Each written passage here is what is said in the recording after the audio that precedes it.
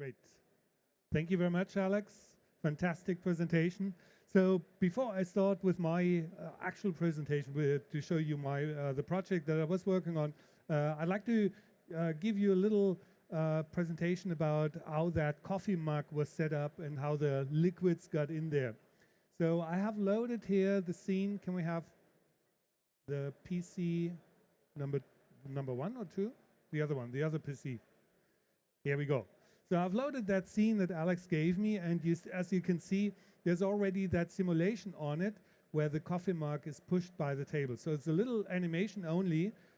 So once that's prepared, we are actually ready to go with the liquid. So how do you pour the liquid into that cup? Let me go into wireframe mode, or let's keep the shaded mode for a second. So the first point is, how do you select the vertices or the facets inside the mug? So what I'm going to do, instead of pouring the liquid into the mug and wait for it to be full, I just create a shape that is the coffee actually. That's the actual coffee, and turn that into the liquid. So I'll copy the inside of the coffee cup here to create that shape. And the easiest way to do that is to pick a vertex here in the middle, just this one, and then convert that selection to faces. With the control right mouse button menu, you can convert anything that you have selected into anything else. It's an easy and fast way to go from points to faces, or from faces to points. So that is a very fast way. And then I can use keyboard shortcuts to grow the selection. Excuse me. And now I have all the inside facets selected. And with my shift right mouse button menu, there is a duplicate face option that lets you duplicate everything, and it's set so that it creates a different object already. So we're already done. I have the inside of the object, so I pick. So we go back to object mode. I'm going to pick, so this is the coffee mug. So I'm going to pick this one here and unpick that one. So let's isolate my selection. Here's the inside of the coffee mug. There's one piece missing, that is the top of the object. Simply pick one edge, shift right mouse button, and fill the hole. And now all the normals are reversed. They're inside out. So we have to change that. So I can either pick the whole object or individual facets and right mouse button, or here in the polygon menus, you will find a reverse normals, which simply reverses everything back into the object mode. And I can check the normals by going to polygon display with the shift right mouse button and toggle the face normals. And here you can see all the face normals are okay. Now we can use that as a solid object. Good. So let me switch off the isolate select.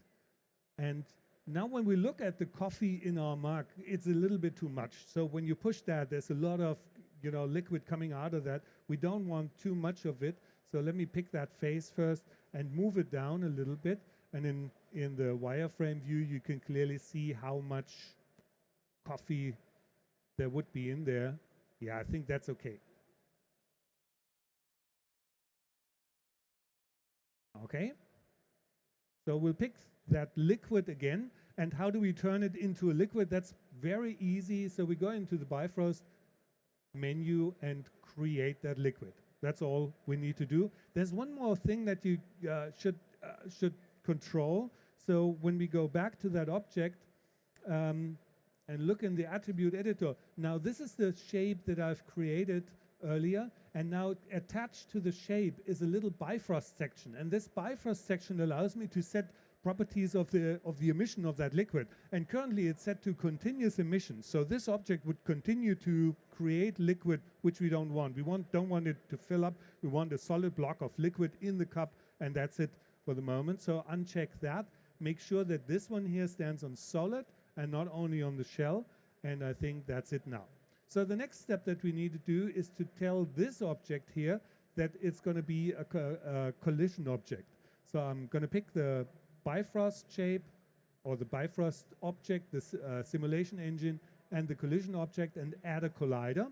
And the same actually with the table, but the table has too many polygons for a collision object. We don't need so many polygons. So the easiest way would be to simply create a polygon cylinder, and it can be a very basic one, and snap it over here. So I'm simply holding the V key to do that, to snap it to a vertex.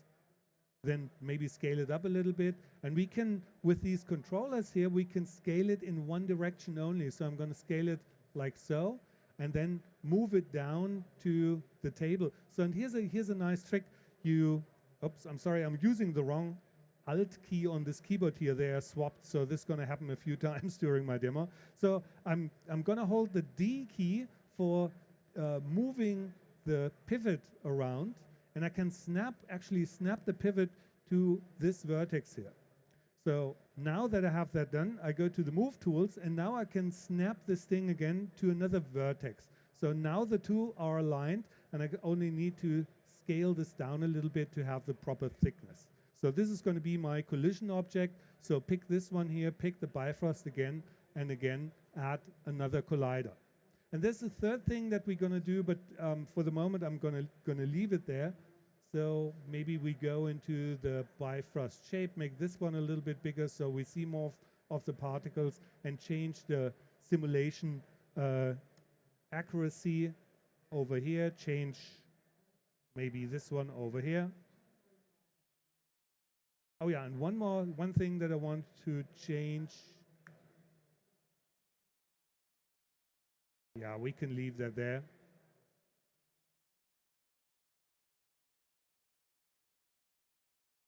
So the caching starts over there. So one thing that I want to change is the starting frame. So initially everything starts at frame 1, but we have seen that the whole animation or the whole motion of the coffee cup only starts at frame 90 or something. So I'm going to set the simulation start to something like 85 so that we don't have to wait forever. So now I can start and play this through. And when I do that, you see what happens is that it runs through the whole timeline and doesn't do anything for the first 85 frames, and then it starts simulating and plays the simulation through here. And you see in the few frames that I've simulated so far, it goes out of the cup because the motion of the cup is way too fast. And that is a problem with the simulation in the computer, because you can move things from completely no motion to 100% motion with no problem. They don't have a weight. Things don't have a weight here, so they don't interact with each other. In reality, you wouldn't be able to move the cup from no motion to 100% motion. It always is a game of masses, going back and forth with these two. So we have a problem in the computer, and I either have to change the motion of the marker now, the whole animation, or I have to change the simulation steps, for example, and make smaller steps. So make sure that the liquid is simulated before the mug gets to another place. So I can do that. I can change these settings here. Would make it a little bit slow. So for the moment, I would simply say I'll load one of these simulations here where I've set a different setting for the simulation step, and now you see that the liquid stays inside. It's pretty easy to create a water-like motion like this one here. It's all default, so I have not changed any of the other properties of the simulation except of the simulation steps. And you also seen I didn't simulate it. Whenever I simulate something, it automatically stores a cache on the disk. The next time you load that scene, it will keep that cache, and you can scrub immediately and have your simulation there. Every time you change something on the simulation, of course, you have to re-simulate, and it's better to do that, and it's better to change the basic things on a very rough simulation where, collision or so doesn't work properly, and then when you're done with everything, then turn down these simulation steps and make the slow simulation and go for a coffee or so, 10 minutes, and then have your cache ready. And just hit save, and your cache will be saved together with the scene, or is on the hard disk already with the scene. So that's how we made the coffee for Alex's shot with the apes. So that was just a little introduction into the Maya Bifrost thing. Now the project that I mentioned earlier that I was working on is this one here. It's a commercial made for Matoni. Matoni is a supplier of table waters, very nice table waters, and a company in Munich called Velvet has done a very nice commercial for them, and I'd like to show that first.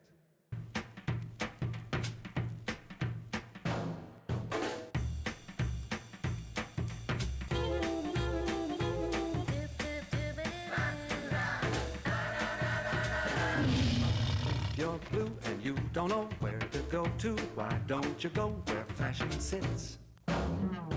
Putting on the Ritz.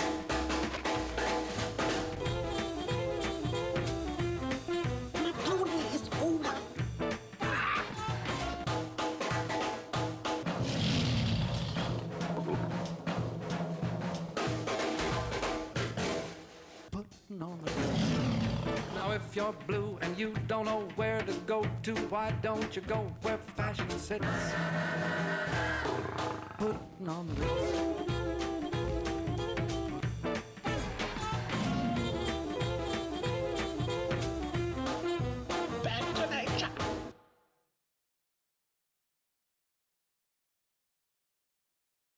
So all of these, all of this was done in a flame, and we also show how it was done here. There are a few demos here on the stage that show how this was done, and I'm going about the 3D part of it. Have you noticed the artificial animals here? This is one of them. So the giraffe is definitely an artificial animal. It's easy to animate. A giraffe doesn't have a lot of facial stuff going on, not a lot of dynamics with the fur. The lion would have been a problem, of course. So this is one of the easier character animations in the scene, and I'd like to talk, and I'm using this example here to talk about some of the new features in the Maya 2015 extension 1 that we are that just came out 3 days ago. And there are some new features in there that actually make me very happy, because first thing, there was one specific thing that I wrote to my colleagues in Toronto. Hey, can you please fix that? That's the problem for me. It annoys me all the time. So I wrote them, and I actually got a mail. I got an answer from them, because I did that via an official channel. I was using in the help menu, I was using this one here, suggest a feature. There are 2 forums there. One is the Small Annoying Things forum, where you report what it says, small annoying things. And the other one is Ideas for Maya.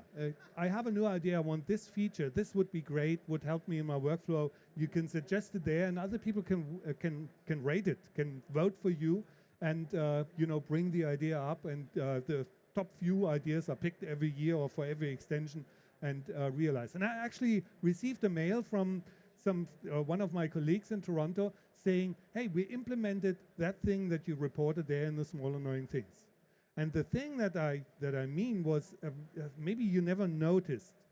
So when we model with Maya, we can actually switch off, especially for polygon modeling, we can switch off all the menus. It's pretty easy, Control, Spacebar, and everything is gone. So we work without the static menus and the static stuff on the screen. And whenever I do something with one of these polygon objects, I can access menus with Shift, right mouse button on the object. Whatever is selected, if I have an object selected, I get this menu. If I have faces selected, I get this menu. And if I have vertices selected, for example, I get this menu. There's a different menu for all types of selections. The problem is sometimes when, for example, you want to do something with facets, but you don't mean a specific facet. For example, I want to initiate the multicut tool. I don't have to have anything selected, but if I shift right mouse button, I just get this generic create polygon menu, because the tool doesn't know which menu to show. There's nothing selected.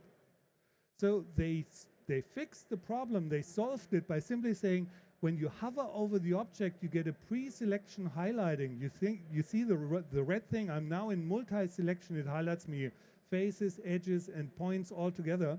So whenever you hover over the object and something is highlighted, then Shift right mouse button brings you the proper menu, which is a very elegant solution for that problem. And I'm very happy that this is now solved, because I can initiate the multicut tool from here now without having to select something. Being on the multicut menu now, let me show you another nice feature or improvement to a tool that already exists. So for example, when I cut things here, I can cut across the whole object, I can cut from A to B to C, etc. And I can also hold the Control key and cut these edge loops here. And I can hold the Shift key and snap it to a certain location on the edge. So I simply click, and here's my cut. And you see it's a straight line. It simply cuts everything and doesn't move any vertices, which is okay. So let me undo that. There's a tool now, or there's a setting for this tool, which is called Edge Flow, which allows me to hold the Control key and Shift key maybe together and click. And now you see it has created a certain edge flow, which is almost like, you know, NURBS modeling, where it determines the normals or the continuity of these polygons and tries to make it nice and round, which helps me a lot because this would have been an additional step in the previous releases. Let's get rid of that. Another thing or another improvement, and now I need my user interface back to initiate this menu here. Another improvement is in the target weld. Target weld allows you to pick a vertex and drag it on top of another vertex and weld the two together. Now it's also possible to grab an edge and drag it on top of another one to remove the complete polygon if it's a four-sided polygon. So that also removes additional steps in your modeling workflow. And little things like that really make me happy. Another one is fantastic because I've worked myself on that to try to find a workaround for that problem. When I pick something like a component like this facet here, and I want to move it around. Moving around is easy because the manipulator or where the manipulator is doesn't matter at all. It could be here or it could be over, whoops. It could be here or it could be over here. It doesn't matter where the manipulator is, the motion is always the same. But for rotation, of course it matters where the manipulator is. When the manipulator is on the side here, the rotation is a completely different thing. And that's why we have the D key. I'm holding the D key for moving the pivot around. And I can also hold the V key, for example, to snap it to a vertex or to an edge or anything else. So in the past, anything that becomes more difficult than that would be in this section here, where you want to modify the pivot. Excuse me. So anything that is more difficult than this, just snapping or moving the manipulator somewhere else, is in that menu. So you have to open that menu and to click any buttons and find the workflow, learn the workflow basically, which is not very nice. It should be intuitive enough to just do it like so. So, and here's the point. They improved that whole workflow of moving the pivot around by simply adding a very nice and elegant detail to it. I said, when I move the pivot around, I hold the D key and move it by just grabbing it with the middle mouse button, move it around. Now they added this hit the D key. I'm hitting the D key and it stays in that tool now. And now I can select one of the components here to snap the manipulator to that one. Look, when I click on this edge here, the manipulator not only snaps there, but it's also oriented to that position. So when I hit the D key again, I'm back in my rotate tool, and now I can rotate that facet around the edge, which is very cool. And I can pick vertices, for example, or edges that are anywhere else on that giraffe, other components to orient or snap the pivot and orient it at the same time, which is, for me, a really elegant solution because it takes the existing tools and simply enhances their functionality. So this has become very nice, and I'm really proud of this one here to be able to show this very elegant feature. So let's go to the giraffe and back to the Matoni commercial and see what we can do in terms of the fur of the giraffe. So I have loaded some pictures of a giraffe to show you where there's fur. You'd certainly see the mane of the neck, or the fur of the whole animal isn't that important because it has so short fur, you wouldn't see any difference. A little displacement map or so, or bump map would do the same thing, so we don't need to cover it completely in fur. But there is some fur in the neck mane, of course, and the tail, which is very specific fur, and we need to recreate that one here. So let's start with the mane. And I've looked at these images. There are many images of giraffes in the internet that you can use here. So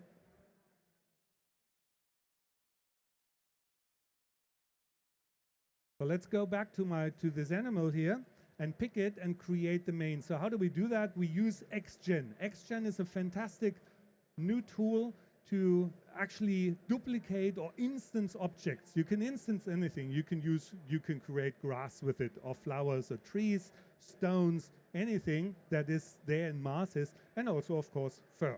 And it works very well with fur, with short fur, and with long hair as well. So with XGen, you need to select something, and then you can cover it with hair. In this example here, I'm going to pick an edge loop in the neck of the giraffe. and then convert that selection to faces. So here are already all the faces that I want to cover with the fur. I deselect some here on the top. So maybe you can see that that's not very obvious. So and then I'll open that XGen panel here, which looks very much like an attribute editor, but it's a different thing. So these fur descriptions come together with collections, so you can collect things together. For example, all the hair on the giraffe is in one collection, but you have a neck fur and you have some tail hair and something else on the face of the giraffe, for example. So let's call this neck fur, and I'll call it 99 because I'm doing that over and over, and it keeps renaming my things here. So, and I want to have groomable splines. That is short hair basically. And I want to control these primitives with my grooming tools in the XGen system. So here's my fur. Doesn't look very good. So at the moment we need to improve the look a little bit. And there are two different things. These brighter ones here is the actual fur. That's a primitive over hair, and the yellow ones are these grooming lines that we preview here. And I can increase the density on those so that you see a little bit more, and increase the length here, just as a basic setting. I can change that later on the hair, it's no problem at all. And I'll also increase the accuracy of my settings here. Okay, here's my giraffe. Maybe I'll close attribute editor. And I don't need some of these settings here. For example, I don't need a timeline to create fur. So there's an easy way to say, okay, I don't need a time slider at the moment. I don't need a range slider here. So on the right side of your hotbox, when you hold the left mouse button, there's a whole menu for these user interface elements where you can simply remove some of those. So this is not the actual fur. It's only a preview of the fur. But I can use now the grooming tools to, for example, orient these primitives. So I'll increase my brush size here a little bit, like so. And then I can simply brush them into a certain direction. I'll do it a little bit irregular because the mane of the giraffe was very irregular shaped and very irregular with all the orientations of the hair. If you have something like this one here and you actually bend down the hair too much, there's also an elevation that lets you set the target angle for the hair back to 90 degrees and put them back upright. There is something like a noise brush that allows you to randomize all the hair. Simply brush through it. There's also a way to change the length of the hair. And here's a little trick, or you have to know that trick, otherwise it won't work properly. There's a goal length. I want to scale down some hairs to 0. It won't work. You can brush how much you like. You have to set the increment to a negative value to be able to make them shorter, to scale them down a little bit. And now you see I can scale them down like so. And again, I'll create some irregular hair length across the whole thing. And there are other tools that can do the same thing. Same here on the top of the head, maybe with a smaller brush, like so. Scale them down to 0 to have a better start for the hair. So that's the basic, my basic hair shape. Now let's create some hair. When I do that, it looks like this, and I'll switch off the previews for the grooming tools, and it's awful. Come on, that doesn't look good at all. And the settings for these hair primitives are here in the primitive section. There are these maps. It's actually a map that controls the width of the hair. I don't have to use that map. I don't want to paint it always. I can also reset it to a slider and simply use the slider to say, okay, the hair is something like this here. And then I have some tapering. And I can preview that already. It looks like this now. I need more of these, 300 maybe. And also, you see, when I preview that, it will only create the hair in the viewport to improve my performance. So this is what it looks like at the moment. Not so nice. We need some more randomness along the neck of the giraffe. And this comes with these modifiers. Modifiers are things like clumping, for example. We want to clump the hair a little bit together. And at the beginning, it doesn't do anything. You have to set up a map of clumping sources. So when you clump the hair together, would it be just one position along the whole neck, or where's the clumps? So we use this to control sources for the clumping, guides actually for the clumping, and I can just randomize that by doing something like set a 5 here and then generate the guides, and you see it has created these yellow lines here. We're going to save that, and when I preview, these are my clumps to regular. So we have to change the strength of it. So I'm going to reset that to the slider, do it like this. Turns better. Then we have some noise effect. We can introduce some noise here. So let's do this. Noisiness, maybe some frequency setting. And then suddenly, hey, yeah, it becomes better and better. And then we introduce other modifiers. There's, for example, a noise modifier that we can use to create some noisiness, and a cut modifier. And we can create them all together. So for the cut, let me switch off the noise for a moment. For the cut is simply a randomness for the length of the hair, which would be something like this. Makes it better. And then for the noise, I simply introduce some more noisiness. Let's see. Yeah, maybe that's too much, but 0.5 should be sufficient. Yes, not so bad. Maybe a little bit too long up here, so I would have to use the grooming tools. But let's have a look at the shaders for the whole thing. This is the hair shader, and these new nodes here, the XGen hair phenomena, these are new nodes for Mental Ray to render the hair. So there's a set of new nodes that let you control the color of the hair from the base to the tip and stuff like that. So it's pretty easy to grab a color from here. So let's grab a color from the fur of the giraffe, and then use the same color for the highlight, just make it a little bit brighter. Okay, and then we can actually start a test render and see what it looks like. So this is Mental Ray, and this was the mane of the giraffe from scratch. So we had nothing before. And you see it renders in two passes. I've created a physical sun and sky to have shadows and stuff right away. So this is the first pass, looks very rough. And then in the second comes the second pass. And that looks okay, looks good for me. And the good thing is, all of the settings, everything I've painted onto the body is stored as p-text textures. So I don't even need proper UV coordinates. The p-text textures fix that, and the fur sticks to the body right away. The body is rigged already, and this fur would stick to the body right away. There's another part of the body of the giraffe that carries fur, and that is the tail. Maybe I'm sure you never looked at a giraffe at the tail, because I didn't actually know what's the tail of the giraffe. It's a little bit like a horse tail, but longer, and then you have these funny black hair, which shouldn't be difficult to create. But I need some, because it's long hair, I'm going to use guides here. So I'm going to take this object here and use these NURBS curves as guides for the shape of the hair, for the initial shape of the hair. So let's again pick some facets here, maybe these ones, and unpick some others, and go back into the XGen and create another description. You see it's the same collection. And I'll say this is the tail fur. And this time we're going to create long splines or splines for long hair. And I will place them and control them using shaping guides. And these are my shaping guides here. Or actually, it comes up with an error message. Hey, there's no preview because you have no guides defined yet.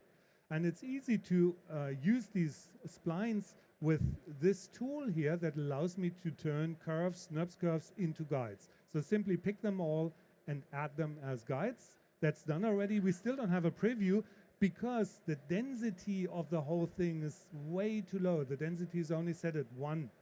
And we need at least 100 or so to have a proper tail. And also, you see that these hairs don't follow the curvature of these guides properly. And that is because they don't have enough subdivisions. And the subdivisions is this one here, the CV count. And this needs to be set to something like 20 to also be able to introduce some randomness, some noisiness to these splines. So now again, same thing. We change the width a little bit. We change the tapering a little bit thinner like that. That's okay already. And another thing that I want to do is with the modifier, introduce clumping again. So we've seen that on the neck of the giraffe, but in this example here, we're going to use the actual guides. I'll set this always to 5. I use the actual guides as the clumping sources, and here's the clumping, and with the slider, I would be able to, adjust it according to the look. We can use some noise along the whole range of the hair. Here's some noisiness. Oh, I also need to increase the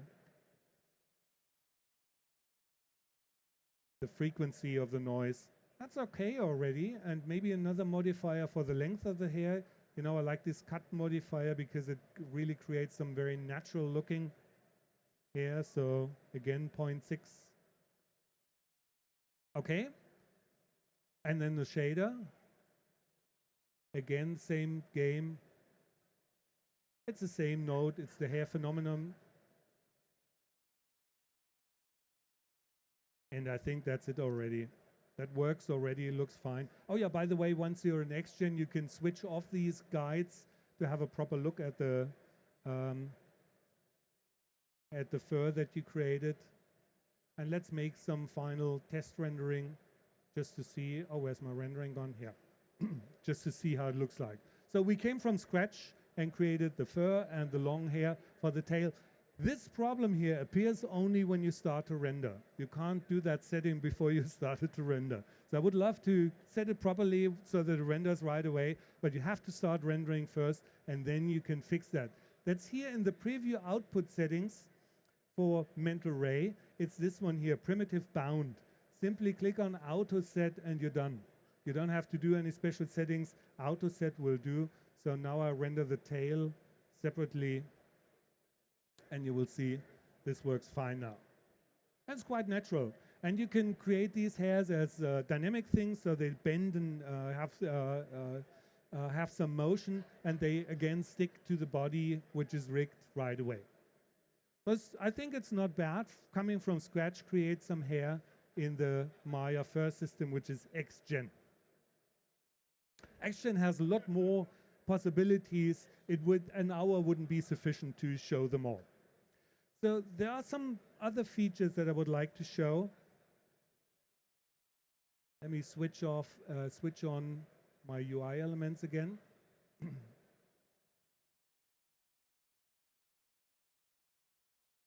So in the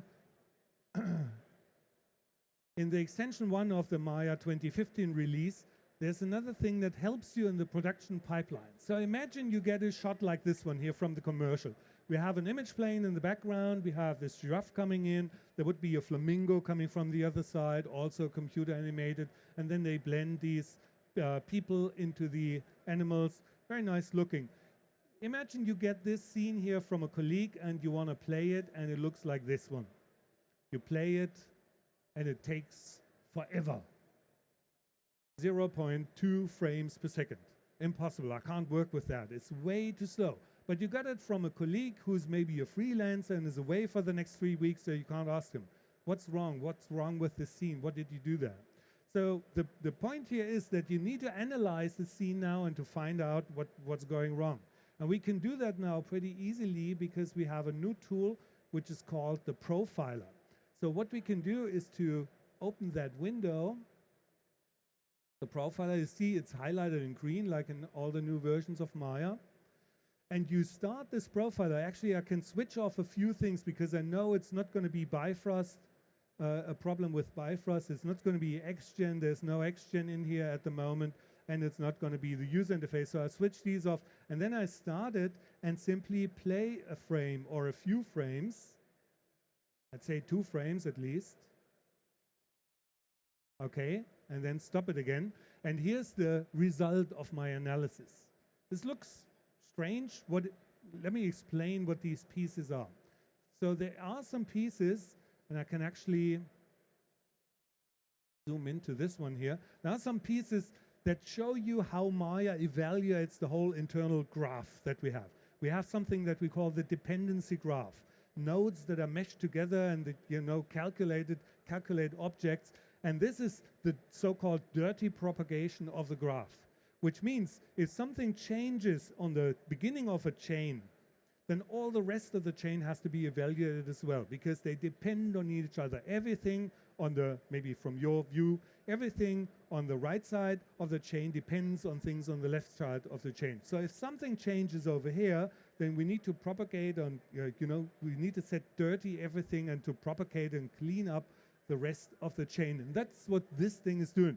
And it's mainly when you hover over it and you select things, you see that it's things from the character rigging of that giraffe. So we have control objects in the giraffe that are evaluated here. But that's only a small part of the whole thing. So the biggest thing, the biggest chunk of the evaluation is this green thing up here. And this is the actual evaluation of all the objects in the scene.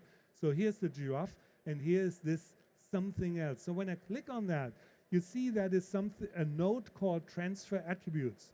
Transfer attributes is something like an all-purpose node. You can transfer things from one object to another one, which can be UV coordinates or surface normals or stuff like that, and also the complete shape of an object. So there must be a node in there, transfer attributes, which causes this delay, and it's serving the other node that is underneath, which is this one here, giraffe new geo slow shape. I named it so because I created that problem here. Just to show you how the profiler works. And all we need to do now is to find this shape, which is this one here. And I can actually try to hide it or to delete it. If I simply delete it, you see what happens now when I hit playback. It rises, and it's only that slow because it's loading these HD images as an image plane in the background. When we rewind and do the same thing again, you see it rises above 11 frames instead of 0.2 frames per second. So this is the profiler is a great new tool to help you analyze your scene and to find out what's going wrong and what makes it slow. Could be one thing like this one here, could be a mistake like this one here, but it could also be something that you need for your day-to-day work, but not in every case. Sometimes you can hide things and you can work with a fast scene. Only when you really do the real work, you switch those things on. That is the profiler, the first big new thing in the extension release of Maya 2015. And the other one is color management. So right now we do already have some sort of color management for images that come in and for the viewport. But it has become bigger now. We have a whole section for color management in our settings. You see this one here. It's switched off at the moment, so what it defaults to is the so-called linear workflow. So we take some images, bring them in, and you get the same thing when you render them out. But it's pretty hard to adjust that in a production pipeline and to get closer to the final look, because what the lighting people do is to create some look, and then later in the compositing or in the flame, for example, you do something completely different. So these departments have a hard time to work together, and color management makes everything a little bit easier. So when we switch that on, you will see that the scene changes already. Everything becomes a little bit brighter, because now things are color managed. Not only the texture of the giraffe, also the image plane in the background is color managed. And these are the incoming sources of color. So these images, for example, have an sRGB profile included or any kind of profile included. And if nothing is included, then of course we can set a default profile.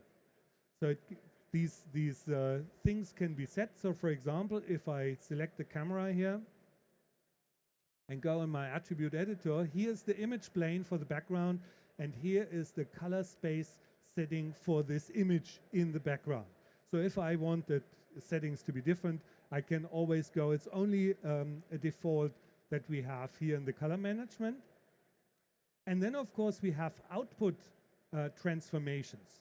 So whenever I render something, how shall I transform the colors in that rendering?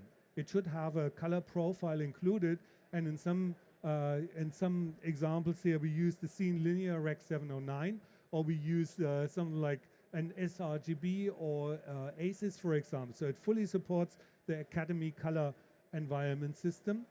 And also, as you can see at the very top, the open color I/O configurations. So you can configure the whole thing all in one without setting these settings in one. It's pretty hard to demonstrate color management on such a monitor, because here in the projection you don't see much of these colors.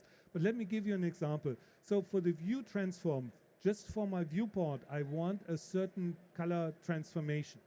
And let's assume that my flame colleague has prepared me a color profile that he is using, you know, bending the colors for the final images, and I want to see that in my viewport. I can go into the flame tone maps and load that color profile. And in this example, it's going to be very bright blue, just to show you, or just to be able to see the color management here. It's going to be awful, but it shows you what is possible. So now I have a color managed viewport with this blue transform. So it turns everything into blue, very bright blue. And now with this transformation, of course, there are some problems. What happens if I pick a color from the screen? Is it going to be bluish or so? So let's assume I create something like a gray sphere. It's this one here. Can you see that at all? It looks awful on my screen. So it's a very bright blue sphere. So now look at the, maybe let me switch that off here. Now look at the color swatch. The color swatch is still gray. That's this material, which is clearly bright blue. So what happens if I pick a color from there? So if I go into the color manipulation, you see, oh yeah, behind that there is a bright blue. So even though this material is 50% gray, you see that the luminance slider is somewhere else. So there is some color in there, but only for the screen. So if I pick colors from the screen, let me do that. You see, I'm picking colors from the screen, but the numbers tell me it's gray. It's not bluish. Underneath, there's gray. So we have to calculate back from the bent colors on the screen to get to the right colors for the picking. So that in every color environment, we will finally have the correct colors. So let me take that here and switch it back to a proper sRGB, because it looks really awful from this perspective. So I think my time is over. So these were some of the examples of the new features in the Maya extension release 2015, which came out on the 10th of September. It was announced in August already, came out the 10th of September. Some very nice workflow enhancements that I actually prefer very much, but also for production pipeline, color management helps you do the color management basically. And the profiler that I've shown before helps you analyze scenes and find out what's going on, what's slowing you down in your day-to-day work. Okay, thank you very much.